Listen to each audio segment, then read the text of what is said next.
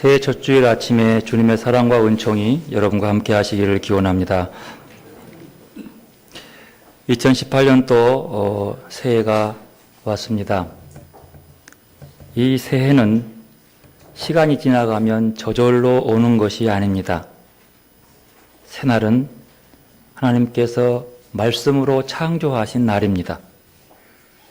그리고 하나님 만드신 그 새로운 창조의 날은 하나님이 오늘 우리에게 선물하신 겁니다.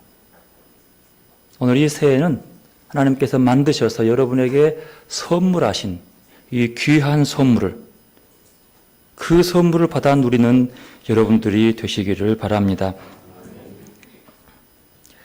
정진규 시인의 별이라는 제목의 시로 시작합니다. 별들의 바탕은 어두움이 마땅하다. 대낮에는 보이지 않는다. 지금 대낮인 사람들은 별들이 보이지 않는다. 지금 어두움인 사람들에게만 별들이 보인다. 지금 어두움인 사람들만 별들을 낳을 수 있다.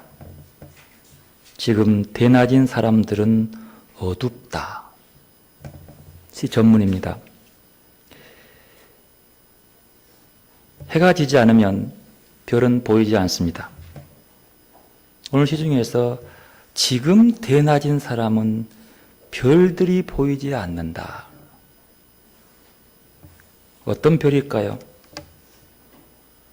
지금 환한 대낮인 사람들의 눈에는 별이 보이지 않기 때문에 당연히 어두울 수밖에 없죠. 그래서 그 사람들은 어둡습니다. 우리가 주님에게로 이끄는 별은 밤하늘을 응시하는 사람들, 즉 어두움을 찢고 어두움을 깨트리고 새벽을 깨우려는 사람들에게만 나타나는 별입니다. 진한 어두움 속에서 하늘을 바라보며 내게 다가와서 빛이 되어줄 별을 응시하는 사람들, 슬픔을 모르는 사람들, 남의 고통을 모른 채 하는 사람들은 밝은 새 세상의 이야기에 동참할 수 없습니다. 오직 지금 우리 속에 드리운, 역사 속에 드리운 어둠을 깨트리고 찢어버리기 위해서 애를 태우는 사람들만이 별을 볼 수 있고 그 사람들만이 별을 낳을 수 있습니다.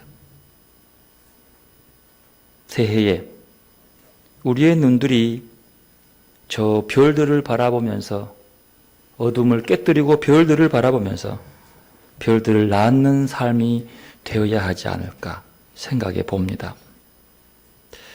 오늘은 1월 첫 번째 주일로 신년 감사 주일이기도 하고 교회력은 주현절 후 첫 번째 주일이라고 합니다. 신년 예배는 주로 송국인 예배 때에 중심을 두고 하지만 바로 이 첫째 주일을 주현절로 봐요. 주현절은 매년 1월 6일이에요. 주일에 상관없어요. 성탄절이 25일인 것처럼 주현절은 그냥 1월 6일로 한정되어 있습니다. 고대적으로 내려온 주현절은 교회의 3대 절기 중에 하나였어요. 고대에는요, 부활절, 오순절, 그리고 주현절이 교회의 3대 절기였습니다. 성탄절은 거기에 끼지 않았어요. 그리고 성탄절이 후에, 4세기 좀 이후에 성탄절이 들어옵니다. 그래서 교회력 속에 성탄절이 들어오면서 주현절이 훅 좀 줄어들게 되어 있어요. 그러나 지금도 여전히 동방정교회는 1월 6일을 주님이 나타나시는 절로 성탄절처럼 지킵니다. 1월 6일이 그래서 중요한 절기죠. 주현절의 뜻은 나타나심, 그것도 신의 현현, 테오파네스라고 하는데 신의 현현 그래요. 고대에서 왕들은 신의 현현으로 봤어요. 근데 그 왕이 오신 것을 주현절 이렇게 얘기를 합니다. 그리고 주현절은 여전히 성탄절과 마찬가지로 그렇게 오심을 축하하고 감사하는 그런 절기였습니다. 주현절의 시기가 약화되는 것은 후대에 돌아오면서 사람들이 성탄절에 관심을 많이 두다 보니까 주현절이 처음쯤 약화되면서 지금 별 관심 들지 않죠. 원래 주현절은 공휴일이요. 이제 언론에 나왔더라고요. 우크라이나도 성탄절과 주현절을 같이 공휴일로 오신다. 이렇게 나와요. 그러니까 이 둘은 공휴일처럼 쉰 나라들이 많아요. 동방정교회 속에서는 주로. 그래서 두 날을 휴일로 주면서 그 날을 성탄절처럼 예배를 드리는 형태로 막아죠. 성탄절은 예수님이 육신의 몸을 입고 오는 인성에 대한 강조하고 있는 것에 초점이라면 주현절은 신성입니다. 신성적인 의미가 뭐냐면 예수님이 나타나셔서 세례를 받고 난 그때예요. 그래서 주현절이 막 지난 그 다음 바로 그 주일을 그 다음 날을 예수님 세례 받은 날 그렇게 얘기해요. 그래서 주로 동방종교는 지금도 주현절에 세례를 많이 베풉니다. 그게 그들의 특징이죠. 그리고 이 주현절 성탄절은 같은 의미로 다가오는데 예수님의 세례와 더불어서 그때부터 예수님이 드러내실 때에만 우리가 볼 수 있는, 그 전에는 예수님 활동이 없잖아요. 봐도 몰라요. 안 보여요. 그러나 스스로 드러내셔서 그래서 주현절이 중요한 의미로 다가옵니다. 그러나 동서방교회가 조금씩 차이를 두고 있지만 공통적으로 가지고 있는 주현절의 개념은 온 세상에 예수님이 나타나심을 축하하는 절기입니다. 성탄절과 주현절을 통해서 우리는 어둠 속에서의 빛이 일어나심을 축하하고 혼돈에서 안정, 걱정거리에서 확신과 신뢰를 축하하게 됩니다. 또한 주현절은 구세주의 세상에 나타나심을 의미하는 데 그래서 그치지 않고 나아가서 세상으로 하여금 그리스도이신 예수님 앞으로 나아올 것을 초청하기도 하고 그리고 하나님의 진실된 빛을 증언하는 계절, 이렇게 의미를 두고 있습니다. 중요한 절기예요. 지금도 유럽에 가면은요, 대문 앞에 주현절이 되면 붙여놓은 문구가 있대요. 영어로 된 약자인데 CMB, 이게 라틴어인데요. 라틴어로 C는 크리스투스 만시오넴 베네디카트 그렇게 하는데 만시오넴이 우리가 말하는 맨션 거예요. 맨션이란 말은 만시온에 나왔어요. 만시온의 집이라는 뜻이거든요. 그럼 무슨 뜻이에요? 그리스도가 베네디카트는 축복하다 그랬대요. 복이다. 그리스도가 이 집을 축복하십니다. 붙여놓는데요.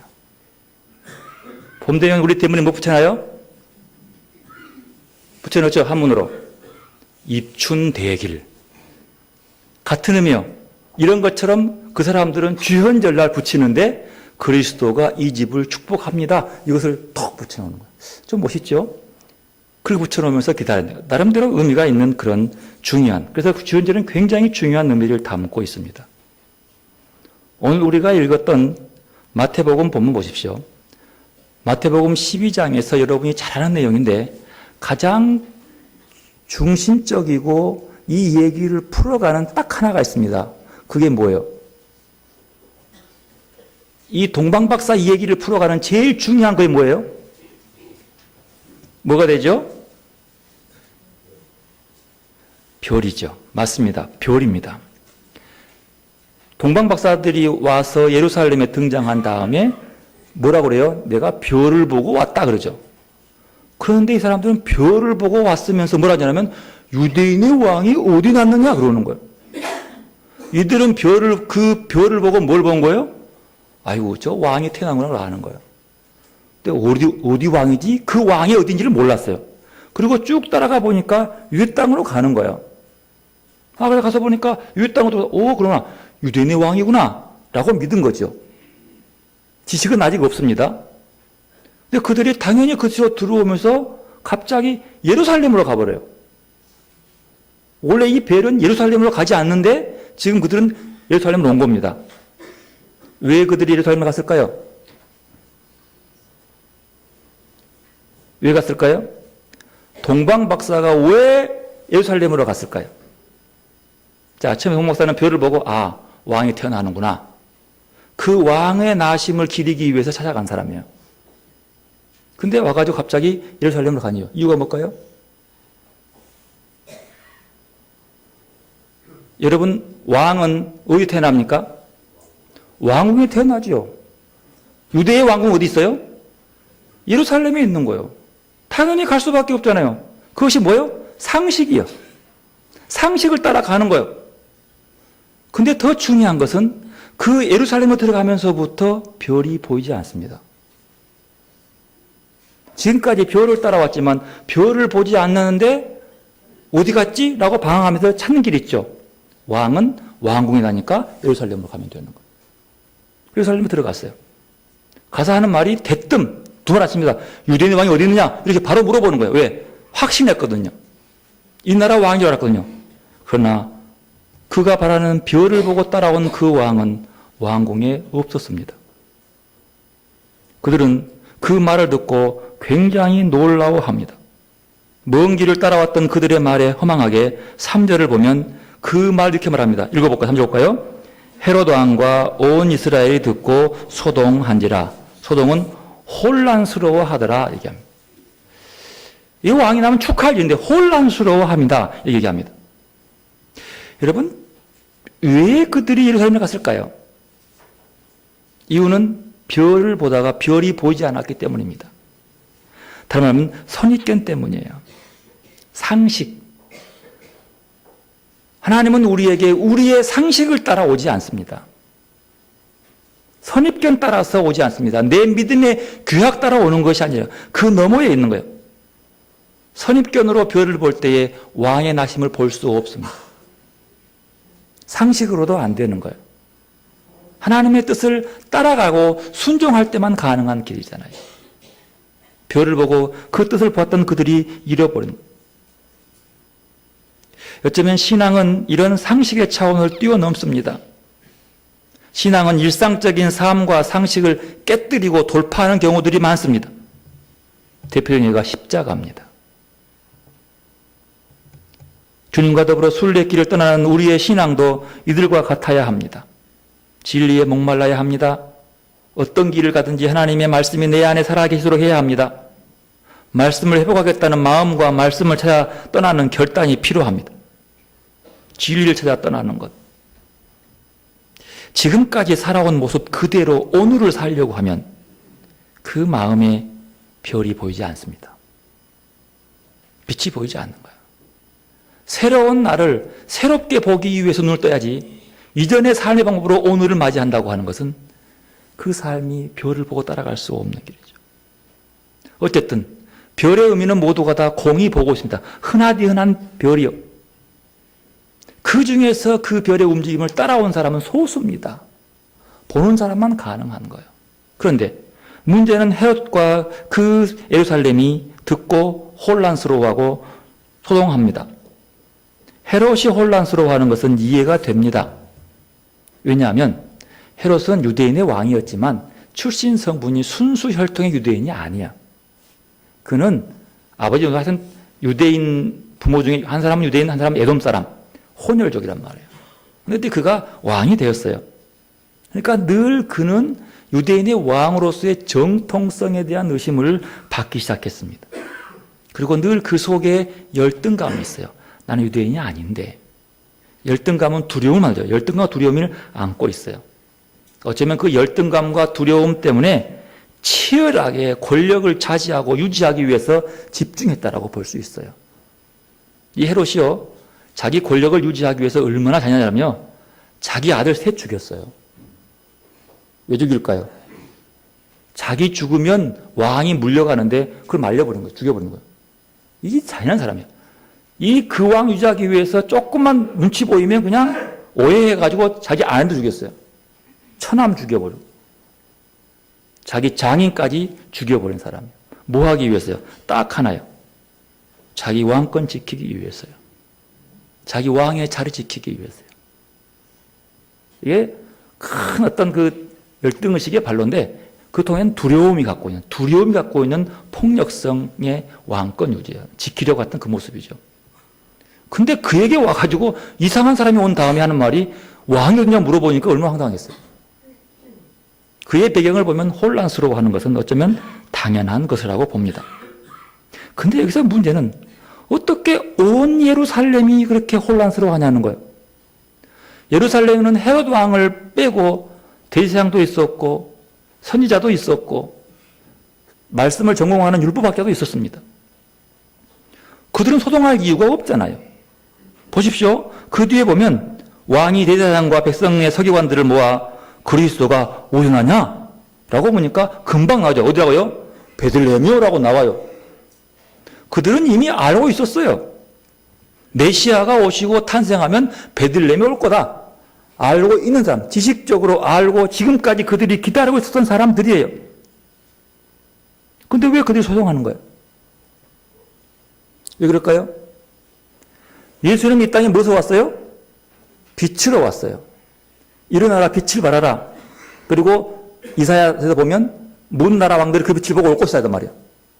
빛을 보고 빛을 따라가는 것이 메시아가 된 사람의 모습인데, 메시아를 연구해서 메시아가 올 장소까지 기억까지 다 기억하고 있고 알고 있었던 사람들이 설상 메시아가 온 곳이라는 그 소문 앞에는 혼란스러워요. 왜 그럴까요?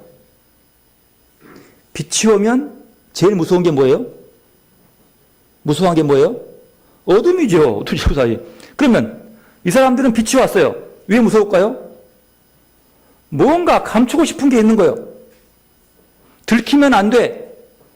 그러면 그들은 메시아를 그렇게 기다리고 연구하고 말씀을 연구하고 다 했음에도 불구하고 그 말씀대로 사는 것이 아니라 껍데기는 살지만 뒤에 숨긴 게 있다는 소리예요.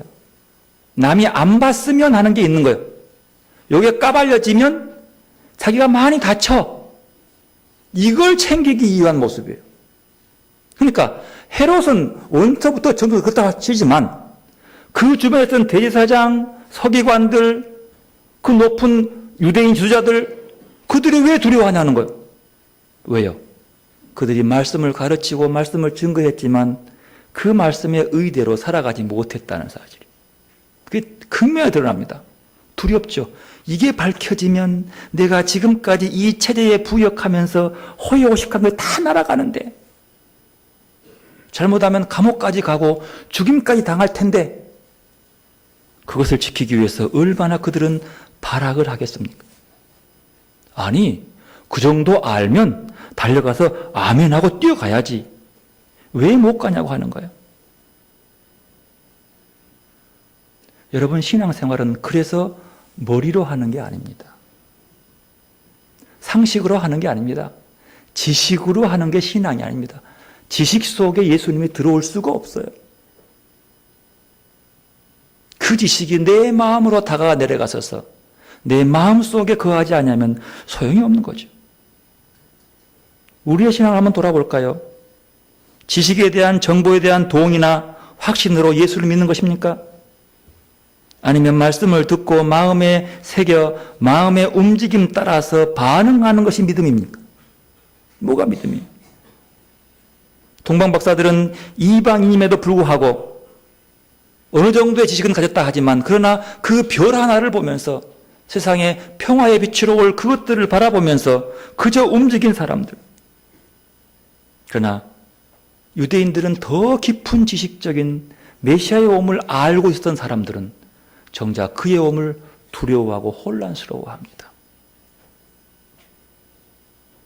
우리는 주님의 다시 오심을 기다리는 사람들이에요. 주님이 오심을 징치고 쫙 등장할 때 우리는 뭐라 그럴까요? 아이고 주님 오셨네라고 할까요? 아니면 잠깐 좀 기다라고. 내 이거 좀 맞추고 요거 좀 그리고 요거 드러나면 안 되는데 감출 게 많아가지고 조금만 기다리라고. 이리 빼고 저리 빼고 감추지는 않으려는지요. 그들은 뭐가 분명한 지식적으로 증명할 수는 없지만 그러나 그 표를 보고 따라온 동방박사들, 왕의 태어날 징조임을 알고 따라온 사람들. 그러나 그 왕은 그 유대인의 소만의 왕이 아니라 이방에 또 멀리 있었던 자기들에까지도 동방, 즉 페르시아 근방, 거기까지의 다스릴 왕이라고 볼 수 있는 눈. 지식이 아니죠. 예수 그리스도를 알아보고 그에게 경배하는 삶을 살아가는 신실함은 훌륭한 종교 지도자라고 해서 잘하는 것이 아니라는 것을 보여줍니다. 예루살렘에 살아가던 그 지도자들이 예수님의 탄생을 몰랐다는 사실은 분명히 그들이 얼마만큼 그들의 마음 속에 빛을 말하면서 빛을 증거하고 가르치고 남의 어두움을 판단하는 그들이 자기는 어둠 속에 살아가는 어둠의 자식들로 살아갔다는 것을 분명하게 보여주고 있다는 사실입니다. 그들은 성경에 써진 메시아에 대해서 너무나 잘 알지만, 지역까지도 알지만 받아들이려고 하지 않습니다. 여러분, 신앙은요, 지정의의 종합임에도 불구하고 가슴에 뜨거운 열정 하나 없이 머리로만 성경을 이해하고 가르치고 판단하는 것은 결코 아름다운 빛을 만나고 빛을 바라보며 따라가는 삶의 모습이 아니라는 거예요. 오히려 그들은 기회주의적이고 냉혹할 수 있습니다. 머리에 강한 사람들은 굉장히 기회주의적이에요. 돈 따라 움직이고 자기 이익 따라 움직이고 갚아요. 그래서 그들에게는 뇌물이 필요한 거죠. 마음으로 살아가는 사람들의 모습. 그들은 별만 보고 왕의 나심을 믿었고 초라한 구유에서 아기를 보고 구주임을 알아차리고 그 앞에 무릎을 꿇고 경배드렸습니다. 찾아가는 사람들의 모습인 거죠. 그런데 이 과정 속에서 헤롯 대왕이 박사들에게 베들레헴으로 가보라고 하면서 이렇게 말을 합니다. 8절 읽어볼까요? 베들레헴에 보냄이 이르되 가서 아기에 대하여 자세히 알아보고 찾거든 내게 고하여 나도 그에게 경배하게 하라. 이게 별 주자거든. 이제 헤롯 또 별을 하나 드렸어요. 이렇게 말해요. 근데 어째 8절을 보면 굉장히 정중하게 아이고 나도 좀 경배하게 꼭 찾으면 알려주시오 말하는 거예요. 근데 이 말 속에 왠지 좀 으시시함이 느껴지지 않습니까? 왜 그래요? 껍데기는 정중하지만 뭔가 뒤에 모르게 조금 막 깨름직한 게 있어요. 왜요? 그 속에 숨겨놓은 칼이 있기 때문에요. 무서운 칼이 있기 때문에. 이게 무서운 거예요. 자세히 보십시오. 그 속에 숨겨놓은 칼. 후에 보면 헤롯은 그 아이의 태어남을 알고 난 다음에 베들레헴 근방에 2,000명의 아이들을 다 죽였습니다. 피냄새가 진동했어요. 왜 이 말을 어떻게 믿냐는 거예요. 박사들이 그 왕의 말을 듣고 드디어 지식적인 의미를 가지고 방향을 틀어서 베들레헴으로 갑니다. 근데 안 따라와요. 왜? 안 믿거든요. 머리로만 아는 사람들은 알면서도 못 오는 거예요. 근데 9절 보십시다. 함께 읽어볼까요? 박사들이 왕의 말을 듣고 갈새 동방에서 보던 그 별이 문득 앞에서 인도하여 가다가 아기 예수 위에 머물러 서 있는지라. 드디어 그 듣고 가는 중에 뭐가요? 별이 보이는 거예요. 예루살렘에는 별이 안 보여요. 왜? 거기는 상식과 선입견이 있는 곳이기 때문에. 그러나 그 상식을 내려놓고 다시 한 번 더 길을 찾아서 마음을 열고 정돈하고 정갈하게 하고 바라보니까 별이 보이는 거예요. 여러분, 별이 깜박깜박 사라졌다가 드러난 것이 아닙니다. 보는 사람의 눈이 달라진 거예요. 마음이 달라진 거예요. 그 마음에 뭐가 있냐에 따라서 그 별이 보이고 안 보이고 하는 거예요. 하늘에 숱하게 많은 별들이 있는데 그 별 중에서 그 별의 움직임을 따라서 왕의 태어남을 하고 난 줄 알고 따라갈 수 있는 사람 몇 안 됩니다. 아무나 그 별을 보고 그렇게 해석하고 이해한 사람 없어요. 하나, 그들은 그 사실을 알아간 거예요. 그러다가 갑자기 자기의 상식적 지식으로 예루살렘에 가는 동안 안 보이는 거예요. 여전히 떠 있음에도 불구하고. 그 예루살렘의 모든 지식을 다 내려놓고 왕이 결코 상식적인 입장에서 태어날 수 없는 베들레헴 들판을 가니까 별이 보이기 시작한 거예요. 그들이 그 별을 따라서 머무는 곳에 머물면서 얼마나 좋아했는지를 10절에 말합니다. 읽어볼까요? 그들이 별을 보고 매우 크게 기뻐하고 기뻐하더라. 얼마나 좋았으면 성경에 매우 크게 부사가 2번 반복돼요. 매우 크게. 이거 어떤 상태일까요?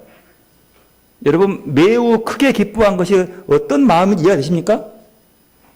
잘 안 되죠? 전라도 말로 오지게 좋아. 오지게. 오지다는 게 뭐예요? 여러분, 오질 때 마음이 어때요? 찝찝하죠. 막 그 오지다라는 기쁨. 그 말씀인 것 같아요. 오직은 오지다라고 하면요, 충만하다 그 말이에요. 꽉 차다. 내가 바라는 소원 것들이랑 꽉 찼다. 진짜 오지네. 그 말은 그 상태가 내 만족하다는 뜻이요. 최고다는 뜻이요. 아마 성경도 이 말이면 딱 좋을 텐데, 매우 크게 기뻐하고 또 기뻐했다. 2번 반복해요. 그러면 굉장히 기뻤다는 거야. 근데 그 마음이 잘 안 따라와. 우리말로 하면 오지게 좋았다 그 말이야. 얼마나 그 마음이 기뻤는지. 왜? 예루살렘에서의 그 길, 머리로 고민하고 머리로 해석하고 머리로 방향을 전하는 그 지식 앞에 해방되어서 이제 깨끗한 정결한 마음으로 그 별을 바라보니 얼마나 기쁘냐. 여러분, 예수 그리스도는 머리로 받는 것이 아니라 마음으로 받는 겁니다. 주님이 내 마음에 역사하셔서 내가 그 음성 앞에 그 임재하시는 내주하시는 주님과 더불어 행동할 때에 오지고 기쁜 일이 생기는 거예요. 남들이 볼 때는 저거 좀 이해 안 돼. 저렇게 모든 일을 다 하면서 예수를 믿을 수 있을까? 라고 말할지 모르지만 그 사람은 마음에 꽉 찬 그 무엇이 있는 거예요. 그 무엇, 그 감격. 어느 것도 그 공간을 채울 수 없는 그 기쁨. 그들은 바로 별이 보이는 순간. 이 별은 그냥 별이 아닙니다. 세상을 구원할 구세주의 별이고요. 이 빛남은 어두운 세상을 비추어서 평화로 만든 혼돈을 안정으로 만든 그 빛이에요. 그때 오는 뿌듯한 그 기쁨, 그 감격을 고백하는 거예요. 그리고 11절에 그 기쁨을 가지고 들어갑니다. 읽습니다. 11절, 집에 들어가 아기와 그의 어머니 마리아와 함께 있는 것을 보고 엎드려 아기께 경배하고 보배합을 열어 황금과 유향과 몰약을 예물로 드리니라. 이거 보십시오. 그 오진 기쁨을 가지고 드디어 들어갔습니다. 이거 집이라 했는데 실은 누구 집이에요? 말과 양들의 집이요. 마국간이요. 마국간으로 들어가서 말고요. 이게 말이 좀 그렇죠. 근데 들어가서 아기를 보자마자 그들이 하는 첫 번째 반응이 있습니다. 뭐예요? 뭐였어요? 엎드려. 엎드렸다는 말을 엄밀히 말하면 무릎을 꿇고 그 말이에요. 무릎을 꿇고. 여러분, 동방의 박사들은요, 상당한 재력가들이었습니다. 학식도 많고요. 그 많은 별을 보고도 그 별의 징조를 볼 수 있는 그 정도의 사람들이었어요. 어른들입니다. 그리고 어떻게 저기 저 형편없는 저 마국간에 있는 그 초라한 데 가서 무릎을 꿇었다? 여러분, 이해가 되십니까? 자기는 어른이요. 아이가 밑도 끝도 없이 물어보지도 않고 그냥 그저 무릎 꿇었어요. 왜요? 그가 그 별을 보고 얻는 충만한 마음 때문에. 자기들이 바라보는 그것이 검증되지 아직 않았지만, 아직 예수가 세상을 구원하고 평화로 온다는 것은 아직 없지만, 그러나 그 희망을 가지고 그 아기를 통해서 얻어질 새로운 세상의 그 평화를 바라보면서 무릎을 꿇은 거예요. 이건 놀라운 일이에요. 별을 본 사람은 그렇게 할 수 있어요. 그러나 머리로 따지는 사람은 꿇을 수가 없지요. 체면이 있지. 어디 마국간의 구유 앞에서 무릎을 꿇느냔 말이에요. 그것도 애 앞에서.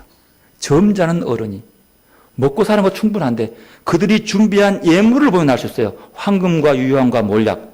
이것은 그냥 가지고 누구나 갖고 있는 것이 아니에요. 보통 그런 예물은 왕이 태어날 때 바치는 뇌물 정도의 것이에요. 대단한 거예요. 카라반이라고 하는 이야기에 보면은요, 카라반도 같은 동방박사 그런 한 사람이 4명이었는데, 이 친구가 이 얘기를 듣고 너무 좋아가지고 그 아기 예수께 그 왕께 바칠 예물을 준비하다 늦어버린 거예요. 얼마나 많이 준비를 했으면 못하고 3명이 먼저 따라오고 그 뒤에 막 따라오는 그 장면이 나와요. 그 카라반이라고 하는 그 짧은 동화책에 나온 얘기인데 의미 있는 거예요. 그러니까 그 별을 보면서 그 마음에 뜨거움이 컸다면 그에게 바칠 예물을 준비하냐고 정신이 없는 거예요. 그래서 못 따라가 늦게 오는 그런 얘기 나와요. 그러니까 그들은 아쉬울 게 별로 없는 사람이야. 근데 이렇게 가난하고 초라한 사람한테 무릎을 꿇는다. 여러분, 연약함 앞에 무릎을 꿇을 줄 아는 세상, 그것이 아름다운 세상입니다. 하늘의 권위를 무시하고 이 땅에 내려오셔서 우리를 무릎을 꿇고 어루만지는 세상이 아름다운 거예요. 그 세상이 평화의 세상인 거죠.